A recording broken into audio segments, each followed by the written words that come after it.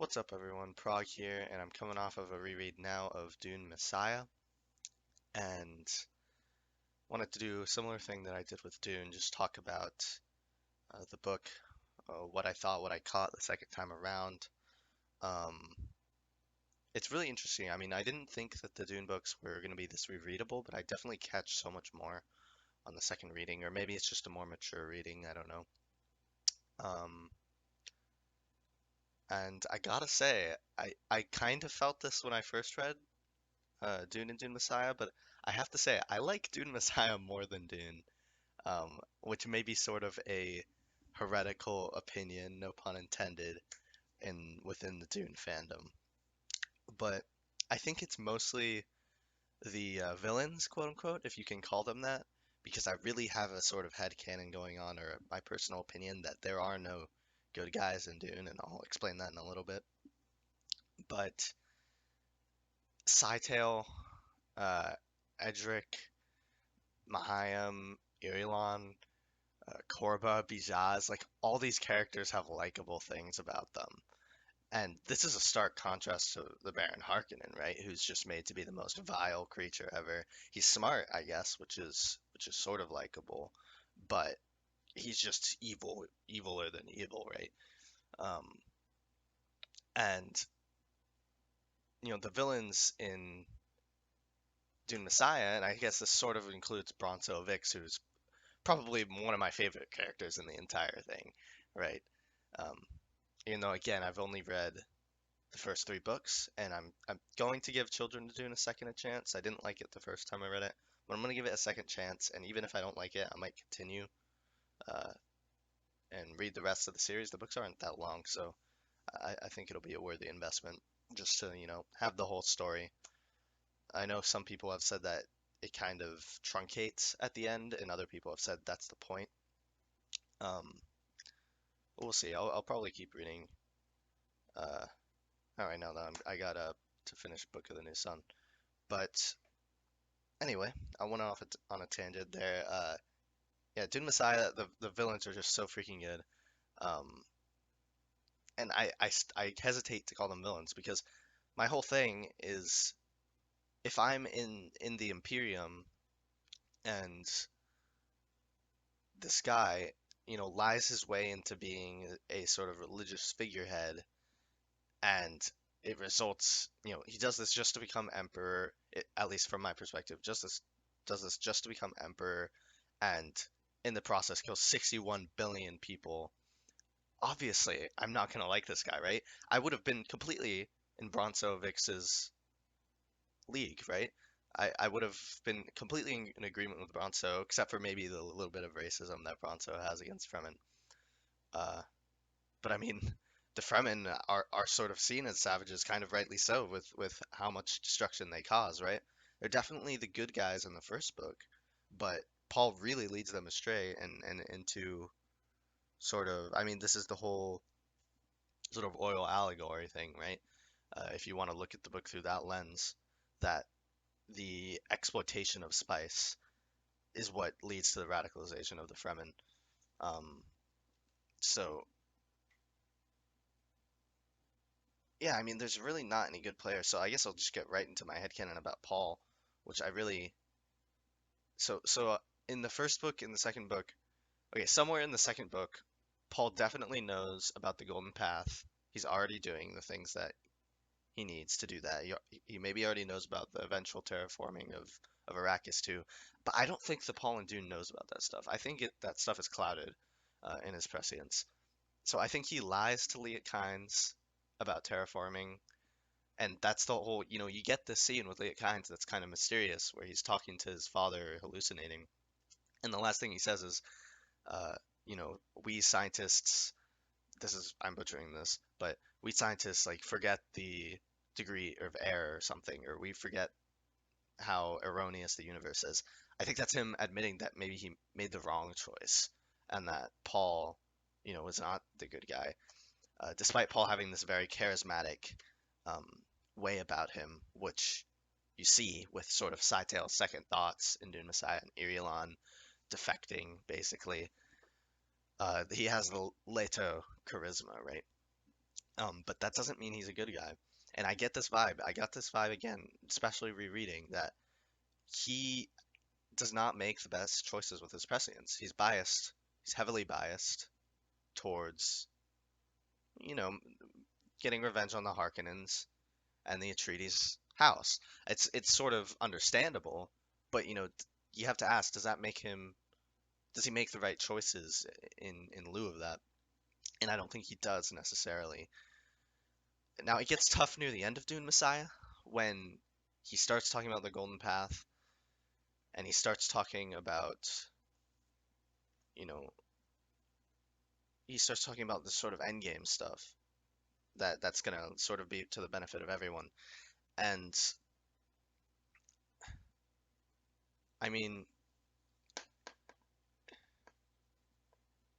somewhere in there, Paul becomes the guy to root for, I think. But in the first book, I just don't see it. Um, I mean, maybe, maybe you can make the argument he's better than the Shaddam as Emperor. He's better than Fade Rautha as Emperor, and it was worth him killing 61 billion people to make the Empire a better place. I don't think that's true. Okay, I don't think it's true until he sees this stuff in this prescience, and I guess that's what it all boils down to, right? Does he actually know about this? I think he would have said something about the Golden Path in book one. I really do. Um, and so that's sort of my headcanon, I guess. It's not like an entirely, a headcanon that has evidence, sort of, right? And it has roots in the actual story. Um, More on Paul, I guess. In Dune Messiah, I realized way more than the first read that he really starts spiraling out of control and he starts becoming obsessed with old history. He compares himself to Hitler, compares himself to Genghis Khan in sort of a way that's sort of jarring, right? I was like, wait, I've never remember like this sort of explicit reference to modern history. Um, but he does, and I think it's actually all instigated by something Irulan says. Irulan says something to him along the lines of the realm is, or not the realm, I'm thinking of Game of Thrones. Like the universe is nostalgic for the Shaddam Empire, right? And Paul's like, "Yep, nostalgia. She has a point there."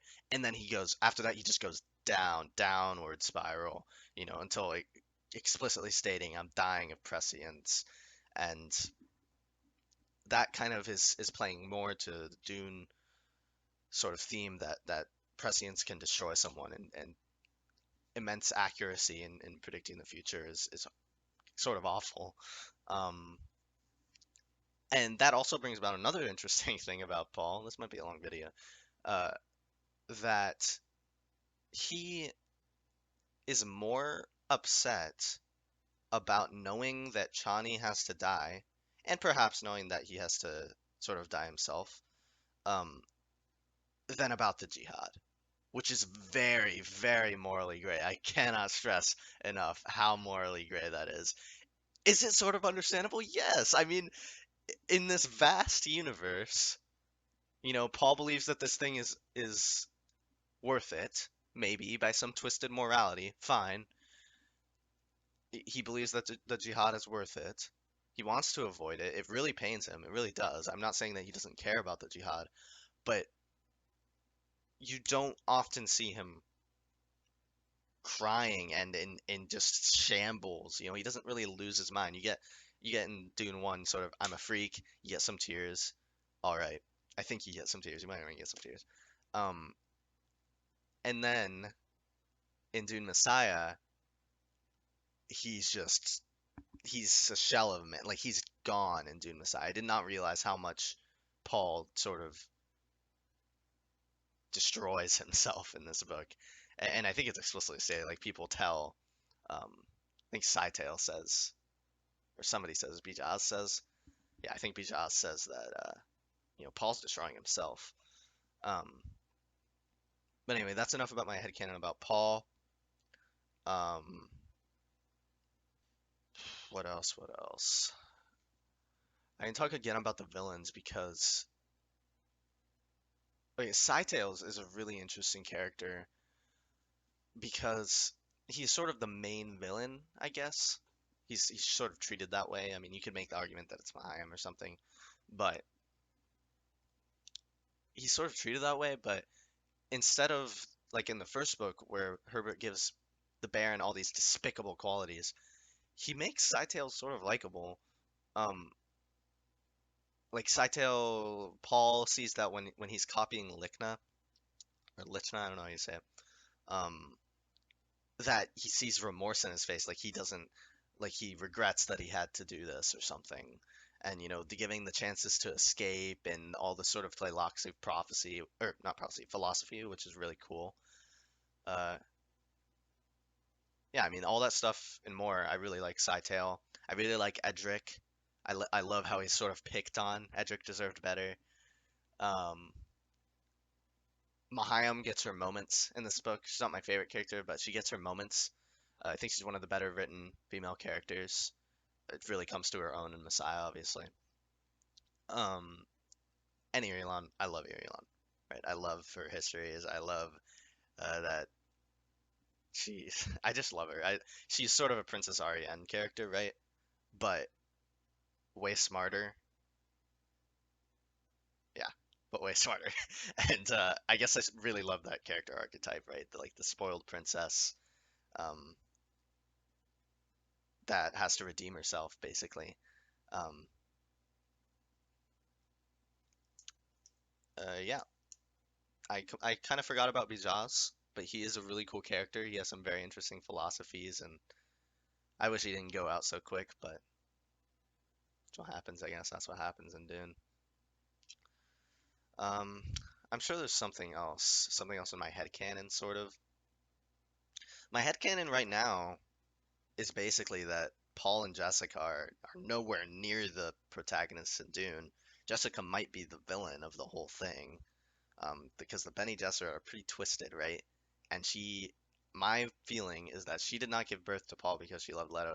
She gave birth. I mean, she did love Leto, but she gave birth to Paul because she wanted to be the mother of the Kwisatz Haderach, and she started training him to be the Kwisatz Haderach as soon as he was born. And that's what destroys Paul. That's what brings about the jihad, regardless of the God Emperor. Okay, if you ignore the idea that there could have been pre-knowledge of the God Emperor, the Atreides are freaking twisted.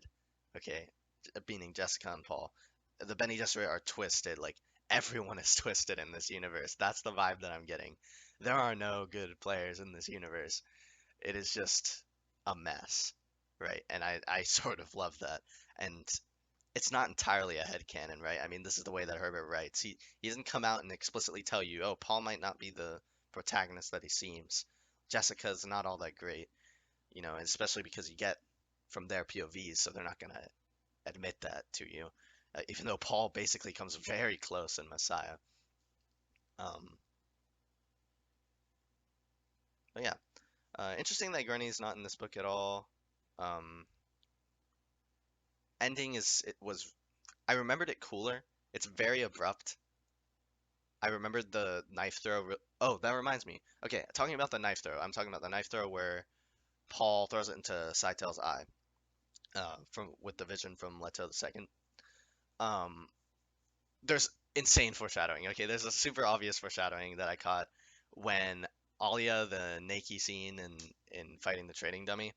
When Paul walks in, he does an insanely accurate knife throw to deactivate the training dummy, and I was like, okay, this is foreshadowing Paul's knife throwing accuracy and how he can do it without Alia even ever realizing really that he entered the room. So I think that's pretty clear foreshadowing of how the book ends. Um, yeah. Uh, I guess there was also sort of interesting foreshadowing with Korba. Stilgar sees Korba as sort of like a Christ figure, crucified. I don't remember if that comes to more prominence later in the book, like people see him as a martyr or something.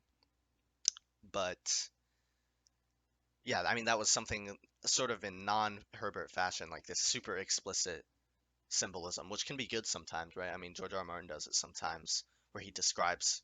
I remember the sort of Stannis. There's like a Theon chapter in the Crofters village where the tower is described as having a crown or something like that. That's like considered one of the better.